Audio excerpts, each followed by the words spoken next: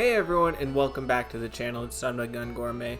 In this video, I'm going to be cooking up another classic. Today, you're going to see my take on shrimp scampi. I hope you enjoy. As always, don't forget to hit like and subscribe, and let's start cooking.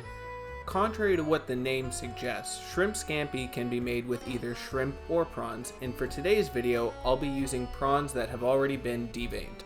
You'll want to use a dry white wine, so I went with Sauvignon Blanc. Have your cold butter cubed up and ready to go. I'm going to leave it in the fridge until I'm just about to use it. And these are the rest of the ingredients you'll need. Just a few cloves of peeled garlic, some crushed red chilies, a quarter of a white onion, and a lemon. Start by dicing the white onion. You'll want to make sure that you get it really fine. Once you start sauteing, this dish comes together very quickly, so if you have large chunks of onion, it'll take too long to break them down in the pan.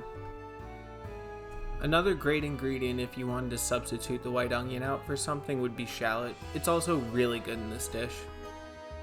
Next, using a rasp, I'll mince all 3 cloves of garlic directly into the bowl with the onions. And I'll do the same thing with the lemon zest.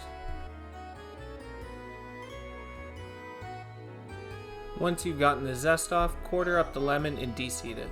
Fresh lemon juice is really important for the scampi sauce. It's what's going to cut through that butter and really amplify the flavors. Now for the main component of the dish, the prawns.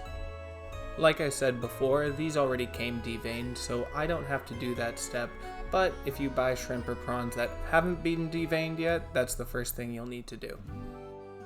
Beyond that, the preparation is really up to you. You don't need to take the shell off if you don't want to, but I like to take the shell off everywhere except for where the tail is to serve it almost like a shrimp cocktail.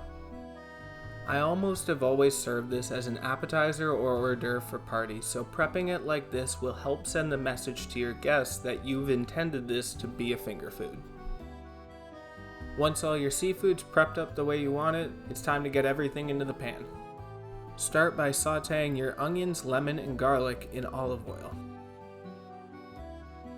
Add a pinch of red chili flake when everything starts breaking down. Keep cooking the ingredients out on high heat and make sure that you're paying close attention so that nothing burns. And once everything is sweated down, you could add your prawns to the pan and make sure to lay them out evenly so that they all have room to cook. Like I said before, when you start sauteing this dish, it comes together really quickly, so make sure that all of your ingredients are within an arm's reach. Flip them halfway through cooking so that both sides are done evenly. Almost all the skin and shell is red, which means that they're almost done, but they're still not quite there. And when they're almost done cooking, add half a cup of white wine. Let the wine boil in the pan for about 10 seconds, then take the prawns out and reserve them off to the side. The prawns should be fully cooked at this point. Leaving the pan on high heat, you're going to let the wine reduce down until it's almost nothing. The technical term for this is called OSEC, if you've ever read it in a book and didn't quite know what it meant. And now that I can see that almost all the wine is cooked off, I'm going to add a touch of 35% cream, about 1.5 tablespoons. Now I'll just let that cream come up to a boil and combine with the rest of the ingredients in the pan. Then I'll immediately take it off the heat and start whisking in cold cubes of butter. Anywhere between 1/4 to 1/3 of a pound. Make sure it's seasoned up nicely, then finish it off with a squeeze of lemon juice.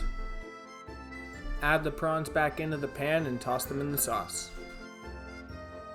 And now your shrimp scampi is ready to be served however you'd like it. And I might be a little bit biased here, but I think it goes great with the focaccia bread from my last video. So if you'd like to make that as well, I'll leave a link for that video in the description below. And trust me, you'll want some kind of bread to soak up that delicious buttery sauce. That's it for this one. I hope you liked my take on shrimp scampi. Thank you for watching and keep on cooking.